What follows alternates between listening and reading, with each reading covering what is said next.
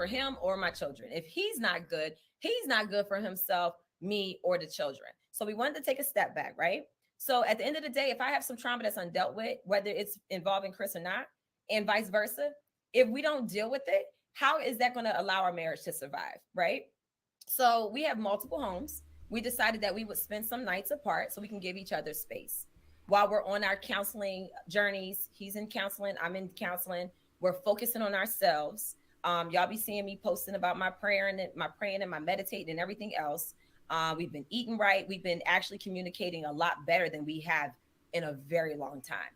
So we wanted to focus on just like our children, being great parents for them, which actually allowed us to be way more present with them because it took the pressure of us fix the marriage, fix the marriage, fix the marriage. We said, you know what, we're going back to the basics. Let's. Hey guys, and welcome to Little Blackbird 91. We are talking to you guys about Monique Samuels and Chris Samuels. Now, I followed the LAMDC season 1, and I can't wait to follow season 2. I think it's going to be another blockbuster of a show. And obviously, being in DC myself about a few days ago, you know, I'm really looking forward to reviewing the show. But Monique Samuels obviously has come out to disregard the rumors that came out about her and Chris separating. And as you can see by my title, I put, they are not separated. She denies those allegations, but she does say that they are living in separate homes for a few days, just whilst the couples therapy is going on, so they can actually recuperate, regenerate, refresh, and come back stronger as a unit. I'm not going to be mad at this. I think this is really great. I think this is, they're considering all options on the table to be able to come forward and strengthen their marriage. We want to see marriages work. We don't want to see marriages fail. We want to see marriages blossom. We want to see marriages bloom. We want to see marriages, go forward and prosper. And so if this is what they feel it can help to make it work, I ain't mad at it. I don't think it's abstract. I don't think it's too crazy. I do think this is within the remits of being able to make your marriage work. And as they said, they have several homes out there.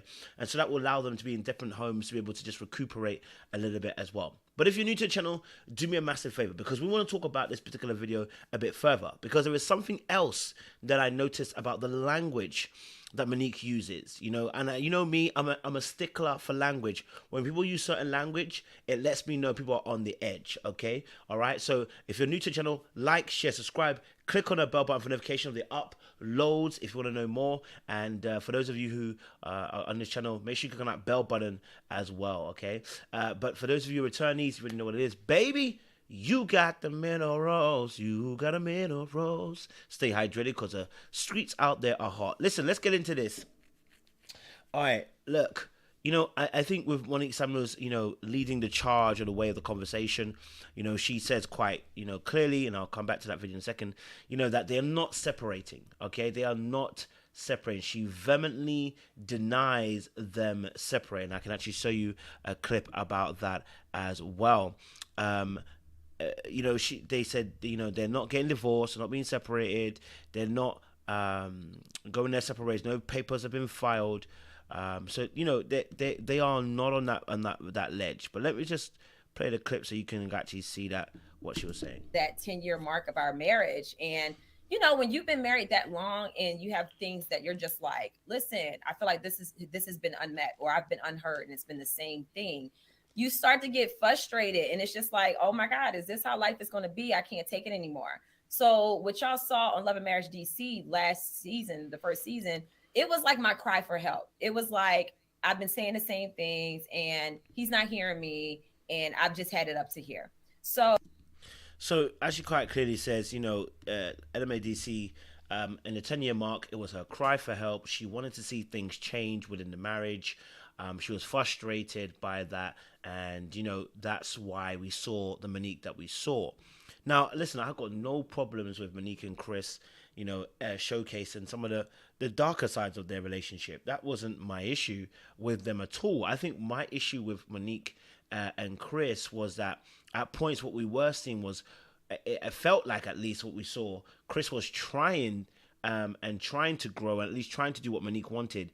But the tone that Monique was taking with Chris, the berating, the way she spoke to Chris, show the discontent and at points a disrespect. And whenever women get to a place where they're discontent, but then it leads to disrespect, you pretty much are close to the end of that relationship. Let's be real, okay? Like, as men, we know this, all right? As women, I'm sure you got ladies will know this as well. And you can put in the chat in the comment section if you disagree. But what I tend to realize, see oftentimes is when women get to a place where they're openly disrespecting you, and I say disrespecting in terms of the fact that some of the tone and the rhetoric and the way she was talking to Chris, from what we saw, yeah, it looks a little bit like disrespect was starting to creep in, right? The constant talking over as well. Whilst he would speak, she would interrupt, talk over. Even in this video here, it's predominantly, if you look at the way that they are sitting, if you look at the way they're sitting, that will tell you a little bit about their relationship. Who's forward and who's back? Who's addressing the audience and who's not? Now, don't get it twisted. Chris does speak in the context of this video. He does explain that, you know, he's been 12 years not been able to be at his best for Monique. He admits again that, you know what, you know, he could do a bit better. And that since going to a conference, you know, he's been passionate about several different things. And now he's reignited because he didn't know what he was doing because he was lost after NFL. He takes on a lot of things that he can do better, but I never heard anything. And again, there was probably about another 20 minutes of that video I ain't watched, so I need to watch that. But I never heard one thing before that 20-minute mark, before that mark where Chris speaks, where she said anything she can improve. Right? We never heard one thing. And it was pretty much just like the show as well, a little bit as well, where we rarely heard where Monique can improve. We heard about what Chris needs to do, but we rarely heard anything about what she needs to improve. Now, that's both on Monique and on Chris, because I want to see Chris tell her, hey, this is what I need from you. Hey, this is what I want from you, and not be silent about his needs and his wants, because he's also doing his wife a disfavor by not speaking up if there seems to be any issues. And I'm sure there is, because we're seeing the way she's talking to you, right? And there's only so much you can take, right? And we saw how you were getting frustrated when she was talking to you the way she was talking to you. There wasn't seemingly a safe space for you to be able to be created. At the same time, you know, if there was things that she asked you to do and you haven't been doing it, I can also see her frustration and why she would be so annoyed. But again, like I said, you know, going back to the original title and the reason for this video was addressing the separation rumors. Now, they clearly say, obviously, they're not getting separated. Let's watch a bit more. Oh, y'all witnessed it even on RHOP. Certain things that I was bothered by or certain things that we had issues with. Y'all saw the same thing on RHOP. One thing about Chris and I is that we've never been afraid to be vulnerable with you all about our marriage. We have been 100%. I've been real to the point of I'm putting myself out there knowing I'm going to be judged, but I'm a real person. And this is how I'm navigating my life, my marriage, or whatever. Without any care or shame in the world, I'm giving y'all 100% me. And y'all know that every single time, right? So we've done a great job at being very transparent and honest with everyone that has either followed us on social media or watched us on the show, on either show. The fact that people are... Something came to mind and reminded me as well.